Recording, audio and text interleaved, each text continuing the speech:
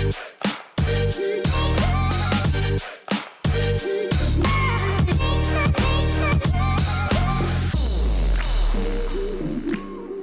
and welcome from me, Philip Nothard, and Curtis Hutchinson to this special Motor Trade Radio podcast brought to you in association with eBay Motors Group. Many thanks again for joining us for this, the latest in our series of special interviews themed around sharing best practices during these challenging times across the sector. Recent interviews with Suzuki boss Dale White, Mitsubishi MD Rob Lindley, the NFDA's Louise Wallace, and top analyst Mike Allen from Zeus Capital, and many more are still available to stream on the Apple and Google Podcasts, Spotify, SoundCloud and Deezer. Today we're delighted to welcome to the podcast Steve Nash, CEO of the Institute of the Motor Industry. By way of a quick background, Steve has spent all his working life in the motor industry, starting back in 1977 after he graduated. From 1986 to 2012, he enjoyed a long and successful career at BMW Group, rising to Group After Sales Director before becoming CEO of the IMI in 2013. And having already been actively involved in the IMI as both a member and fellow for many years. So welcome to the Motor Trade Radio podcast, Steve. Thank you. Good to be here. So, Steve, welcome. And, we've known each other many years, and obviously we used to see each other a lot at conferences, which no more these days for the minute. That's right. We were just talking about that before. But before we get going and say it's great to have you on, can you just give us a bit of a quick roundup of what the IMI does for the industry and how it's relevant to the franchise and independent dealers listening to the podcast today? Yeah, indeed. Well, look, listen, our industry is very well served by a lot of extremely good trade bodies. Believe it or not, something like 48 trade bodies at the last count. We're not one of them, though. We have a sort of unique role as the industry's professional body, which we've been doing for 100 years. So we were set up exactly 100 years ago. At that time, to bring some sort of professional standards to an industry which was sort of emerging.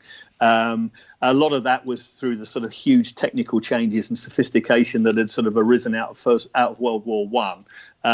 We're kind of back there now, actually, in many ways, with the what do they call it? ACEs, autonomous, connected, electric, shared. This whole sort of change in technology. But our key role is really to set professional standards for the industry. We develop occupational standards. We're the industry's biggest and only dedicated awarding body. So we qualify between 30 and 50,000 people a year, giving them the ability to demonstrate their professionalism and employers the ability to discern who are the professionals and so on. So much to do. It's always ever developing our industry, which is, I guess, one of the reasons why we're all in it, isn't it? Exciting industry to be in. It's never a dull day, is it, Steve? No, exactly. and bringing that right up to date, Steve, there's a real challenge at the moment between having the right skills in place, but also shaping business for the predicted economic downturn. So what is the IMI hearing from automotive employers, especially dealers, about how they're going about reshaping their businesses for what looks like this uncertain future? Yeah, that's a good question. Look, we're a members body, so I guess that's a key difference between us and a trade body, is that we represent individuals. But you can't do that without working with the businesses, and we work very closely with business. And before the lockdown, there was a huge battle for talent that had been going on for a number of years. But as we've already said, collectively we've been in this industry a long time, and it's not the first time we've seen this. When you try to emerge from a situation like this, it's survival mode. So a lot of the things that a lot of the long-term thinking you have, particularly around developing the skills of your workforce and everything, kind of go on hold for a while. And I perfectly well understand that. You've got to get the business back on the rails before you start to think about that. You've got to make sure there is a tomorrow, so that you can, then get back to thinking about those kind of things. So, not surprisingly, I mean, we haven't stopped. There's an awful lot of people out there that, interestingly enough, during the lockdown, we made an awful lot of materials available, a lot of them free to people to help them continue to develop their skills, particularly around new stuff like electrification and so on. And it's been very heavily used. But I think from an employer's point of view, right now, it's all about kind of trying to get the noses pointing forward and get the business moving again before that they can really get their heads around, what the workforce of the future is going to look like. And do you think, as a result of that, Steve, there's a real risk that any planned investment in training to upskill staff is just going to be put on hold indefinitely? I don't think it will be put on hold indefinitely, because I don't think it can be. I don't think anybody can afford not to develop their staff, and I think that the majority of employers actually understand that. It's a competitive industry, and if you stand still, you get overtaken, don't you? But I do think that, as I say, right. Look, I mean, let's be absolutely honest. There are, for the first time in quite a number of years, we're seeing, rather than this battle for talent, we're seeing people, unfortunately, being laid off, and that takes an awful lot of focus in the business. A chief executive, said to me recently, actually, so I won't say who, but he said, it's very difficult to get your staff looking forward when they've got one eye over their shoulder. And look, I mean, as I said, we've all been here before. Dare I say, I remember in 1990 when the interest rates went up to 16.5%, and that was pretty dire. Of course, the crash in 2008 and many other occasions along the way when the industry's gone into reverse, and you just have to take a bit of a breath and say, we'll get back on it. We just, but first and foremost, the businesses have to sort out their survival. Yeah, and I mean, you mentioned earlier about the connectivity, autonomous, electrification. There's all this going on, and over the years, the IMI have worked extremely hard to raise the profile of apprentice schemes for the technicians in both the franchise and independent workshops of businesses. Are you concerned about the reported sharp drop in apprentice recruitment, and what do you think that they can do to tackle this? Because it's key, isn't it? I mean, just on those areas of electrification, autonomous, that's the future, isn't it? And you need the skills coming through for that. Yeah, Philip, I am concerned because, across the board, across all apprenticeships, the recruitment numbers this year are about 60% down. In automotive, it's 87% down. So, I mean, we really have taken our foot right off the gas. Whilst I understand the reasons for that, I know we'll pay a price for it, because way back in 1987 I was involved in setting up BMW's apprentice scheme, because at the time everybody was saying you can't get technicians for love nor money, and I don't ever remember a time since then when anybody said to me, what, we've got that sorted. Got too many technicians anymore. Got too many, and sure as eggs are eggs, we'll be back in that situation. But we're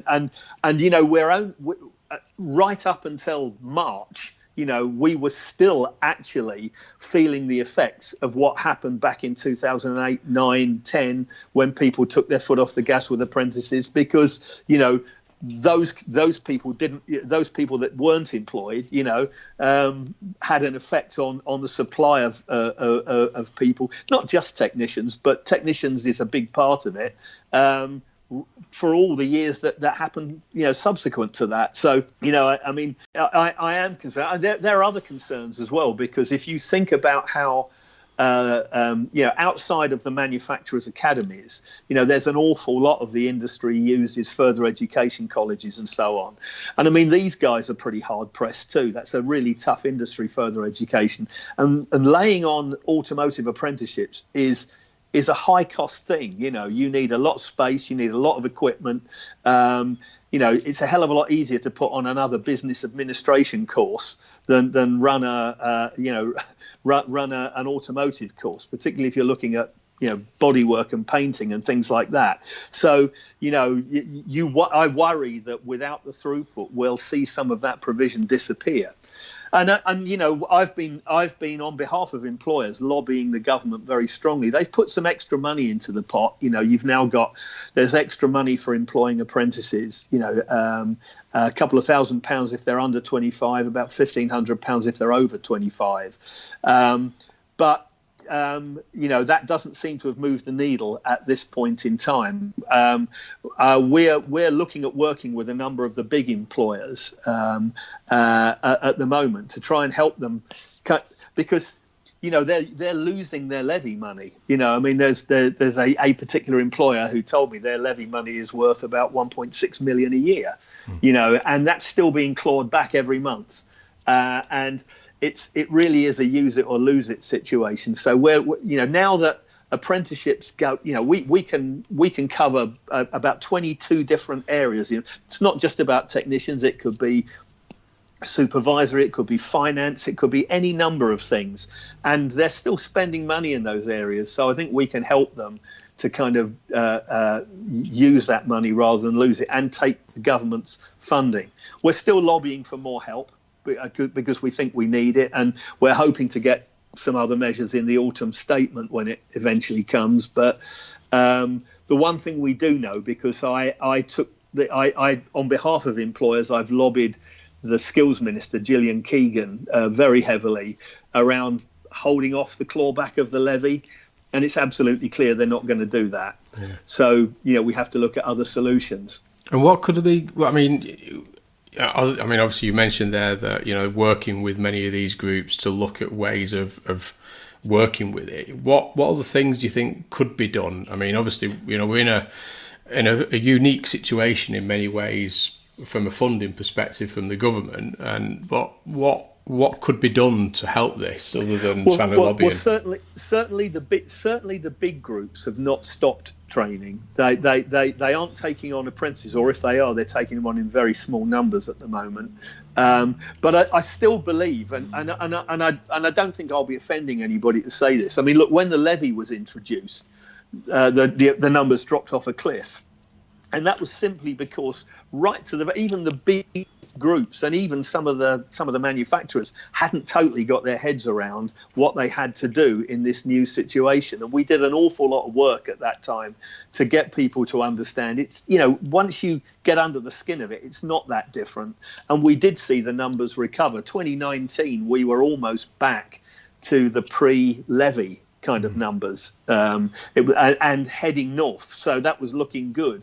Then COVID comes along and I think what most people haven't got their heads around at the moment is the whole apprenticeship brand is completely different now. We've always thought of it as something that applies to technicians principally. You look back and historically about 90% of all apprentices have been technicians, few service advisors, one or two customer service people and stuff, but that's kind of been the mix. But now it goes across, apart from the fact it goes all the way up to degree level and above, you look at the likes of KPMG and the big five, the big accountancy firms, they're pretty smart with their money. And they immediately turned all of their accountancy training into apprenticeships because they could. And I think that we haven't yet got our employers looking smartly at how they can use the levy money. They're still training salespeople, they're still training finance people, they're still training people in, management skills and stuff like that. A lot of that stuff could be converted to use the levy, and that's what we've got to do, to help people on that path, really. And Steve, moving on, we know apprenticeships, are a major focus. But in our dealer sector, are there any other particular skill sets where you think automotive employers should focus some of their resources? Oh, yeah, undoubtedly, because, look, the changes we've talked about, I know it's a bit trite because it's been said so many times, but it's undeniably true that we're going through the biggest changes that we've been through for 100 years. And the skills that are required to cope with those changes are not there in abundance at the moment. I mean, as an example, one of the partner companies we work with has developed a program to help salespeople properly understand electrified vehicles. And I use that term to cover everything, from sort of mild hybrids through plug-in hybrids up to full EVs, because they did some detailed research that showed that in general, salespeople were much more comfortable selling what they were familiar with. So they weren't terribly comfortable selling somebody the benefits of a plug-in hybrid or whatever the customer, what might actually be a better solution for the customer. And they're having a great deal of success with that program. That's just an example of the sort of skills that businesses need that aren't there in abundance. But I mean, the workforce in general isn't highly skilled around electrification. I mean, we've established some standards around that with the endorsement of government, which because that's all governed by the Electricity at Work Act. So it's actually, it's potentially a huge risk to ask somebody to work on a car without them being properly qualified, because you can be prosecuted by the health and safety executive if that person gets hurt working on, believe it or not, anything above 50 volts. Let alone the 800 to 1,000 volts, which we're starting to see now, on full EVs. So, and understanding the whole connectivity piece and how detailed is the knowledge around things like ADAS, the automated driver assistance systems. I mean, the cars are getting more and more complicated, and it's moving at such a rapid pace that I don't think anybody can afford to say, well, we're okay, because just keeping up with it is means you've got to move pretty fast. And in your conversations with employers, is this message getting across that they do need to upskill, certainly in the showroom when it comes to EV? I think it is because I mean, we never do anything without working with employers, because it's pointless working in splendid isolation and coming up with as a former German colleague of mine used to say, you can always die in beauty. You can come up with a perfect solution nobody uses. So everything we develop with advisory groups from right across the sector. Taking as an example the stuff we've done around electrification, which we put under the banner of IMI Tech Safe. We have about 70 employers working with us from right across the sector. So I think, I think with training, in my long experience, I always had an academy reporting to me in my former life. And I'd say that, there are those who get it and those who don't, so from a manufacturer's point of view, there are those who spontaneously invest in training. There are some that need a bit of a kick up the pants to do it.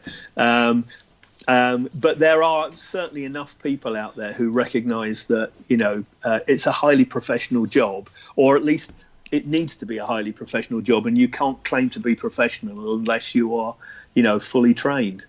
Yeah, I couldn't agree more. I think what's around the corner, well, it's already here in many ways, and as you say, that push on EV with what we were talking about in last week's podcast with Curtis and I around the hybrids being omitted from it, and full EV and things like this. I mean, the technology is moving so quick, and you mentioned there ADAS, and it isn't just replacing a windscreen anymore. It's the whole ensure that everything's connected. It's the whole calibration that goes with it, everything, and the safety. No, it's not, and it's getting more and more technical. I think as well, Philip. I mean, we've worked in what has always been an unregulated sector, so we know that we have everything in our sector, from the outstandingly brilliant to the god awful.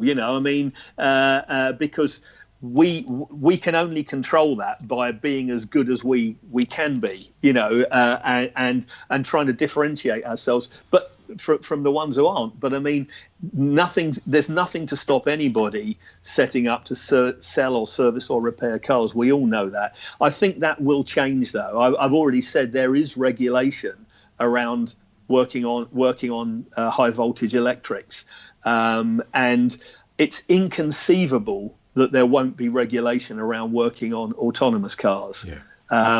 I think it's the thing that at the moment is holding autonomous cars up. Actually, I don't think it's the technology. I think it's the regulatory framework that isn't in place. But I don't think anybody in their right mind would get into a car that drives itself, not knowing that the person who worked on it was properly qualified to do it. So I think we will see more regulation coming in, and that would be a good thing, to be honest, because it does differentiate the professional from the unprofessional. No, definitely. And just back on about jobs and things like that. I mean, on the podcast recently, we talked obviously about the announcement of just short of, I think it was 700,000 redundancies or job losses since lockdown. And obviously we know that furlough ends at the end of October, and there's a lot of rumours about what may or may not be done, and one of the rumours is that they might be looking at sector specific support rather than a general support. But what in terms of the job losses across manufacturing, the dealer sector in the automotive industry in the UK, and what is the IMI doing for those who are facing job losses at this time? Is there something that you're supporting the industry with? Yes, absolutely. I mean, it's interesting because it was about less than a fortnight before the lockdown. My team had a meeting with what would have been sort of 10 or a dozen of the biggest employers in the industry. And you could pretty much summarize the agenda of that meeting down to attraction and retention. It was all about how do we find the people and how do we keep them. And that's been the prevailing theme since the recovery from the crash, really. So since about 2012, there's been this big battle for talent. Very quickly, we realized that was changing. I mean, as early as sort of April, it was we've got to get onto a different theme here, because we are going to start to see talented people and experienced people finding themselves out of work, and we've got to be in a position to help them. So as I've said, we did an awful lot to provide materials during the lockdown to help people keep their skills up or to attain new skills. We've got 75,000 plus members, and it's growing quite rapidly. And we've got all sorts of resources to help them if they find themselves out of work, to help them whatever it is they need to try and point them back in the direction of employers who will take them on, so to help them find him. So rather than helping employers find people, it's about helping people find employers. And there's no silver bullet to that, of course, because whilst the employers are still, and we haven't hit the bottom of the bucket yet, have we? You rightly say. I mean, the furlough scheme doesn't wind out really until next month, so we'll only truly know the effects of it when we get to the end of that. And how one employer said to me, it's awful. He said it's a bit like picking a football team at school, and he said when we reopened the doors and we took a limited number of people back, those people who are still left on the bench are thinking, what does that mean for me? That doesn't necessarily mean that they're going to be affected, but it's not a comfortable place to be. So I think that we've got a big job to do. You know that I'm. You guys probably know I'm chairman of Ben, yes. And actually we expected at Ben, through Ben's health and well-being side, we expected a deluge back in April. It actually didn't happen. Not in the way we expected. We geared up for all of that. And, of course, at that time, a lot of people, once they got their head around being on furlough, and they were still largely being paid, some of the employers were topping it up to full money as well. They were okay with that. But it's been rising steadily as the furlough scheme has wound down. And it's a difficult time for people in the industry, and we know. I mean, you guys know. We've all been there long enough. We're going to get back onto a situation where where the demand for people is going to be high again, and we've just got to help people try and get through that period, and do what we can to get people who are out of work back into work. And I'm not going to claim the IMI can do that on its own, but there's plenty of resources we've got that can help. Now, finally, Steve, the IMI over the years has championed a number of campaigning issues aimed at raising awareness of what we collectively contribute as an industry and what support is needed from the government. So as we approach an uncertain Brexit, and sorry to drop the B word on you, yeah. But as we approach this uncertain Brexit resolution, what is your view on how the government should be showing its support for the sector? Well, I think I along with all of us really,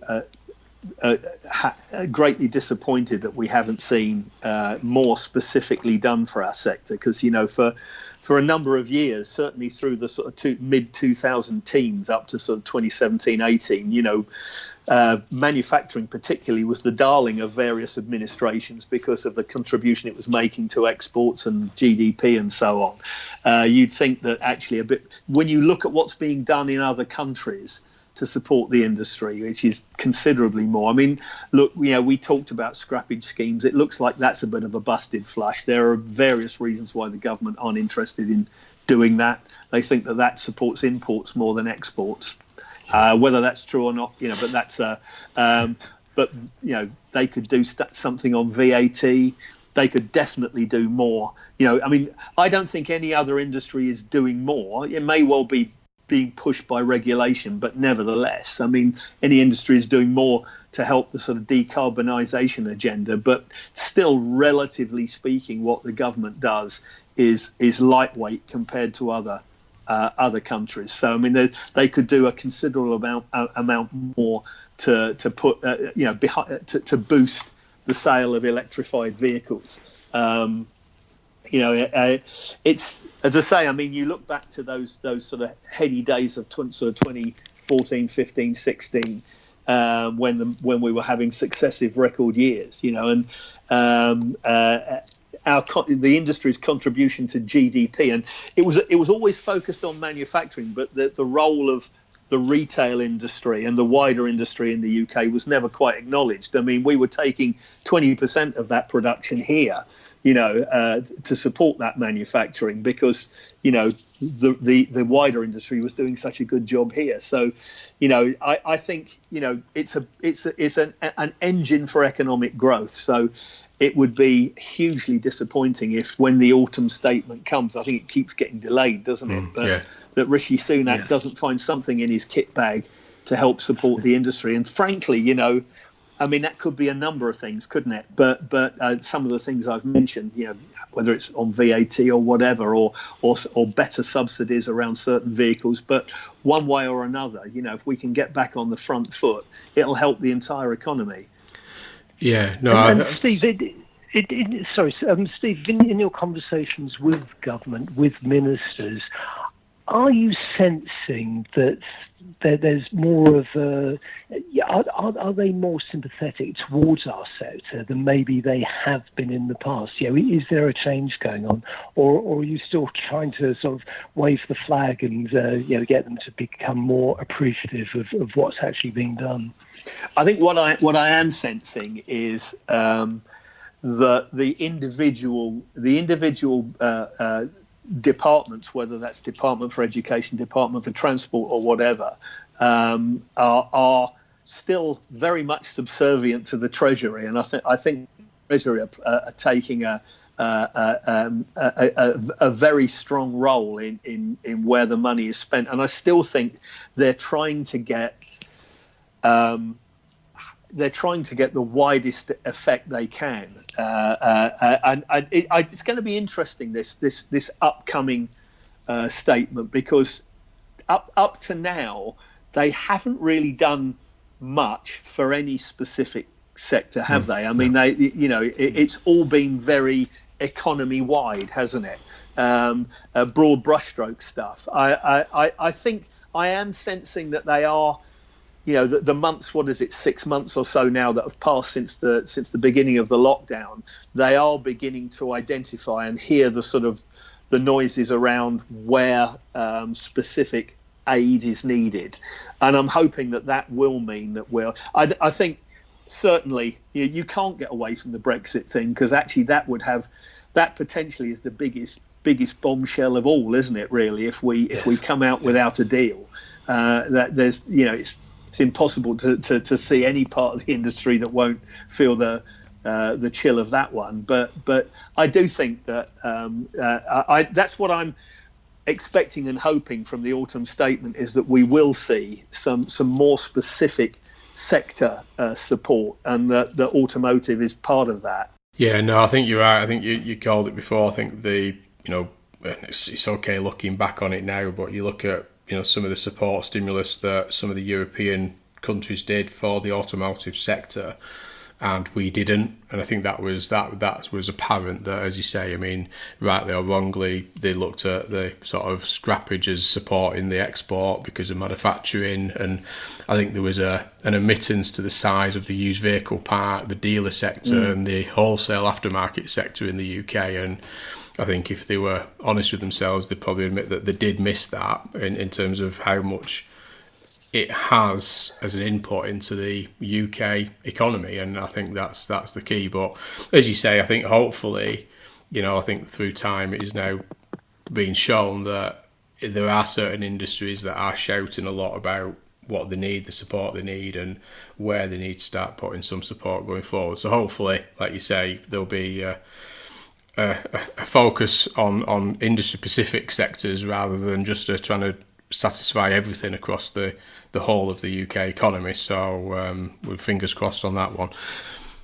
But I think great roundup there. I think what has certainly been apparent to me is the resource and support that you guys from the IMI have done, and yourself for the industry.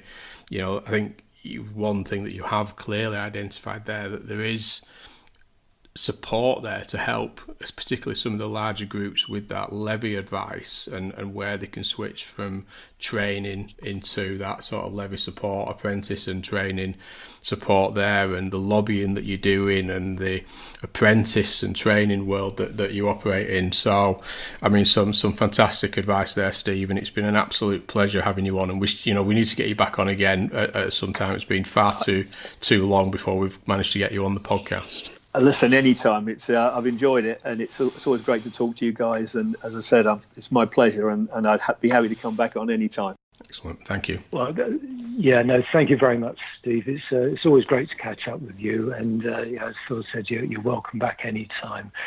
Unfortunately, that's all for now. You've been listening to this special Motor Trade Radio podcast brought to you in association with eBay Motors Group. Please like and share on social media, as it's important during these times for the dealer community to work together and share experiences and best practices. Many thanks to you for listening and supporting the podcast. Philip and I will be back with the industry headlines on Saturday. Until then, stay safe and stay well. Goodbye.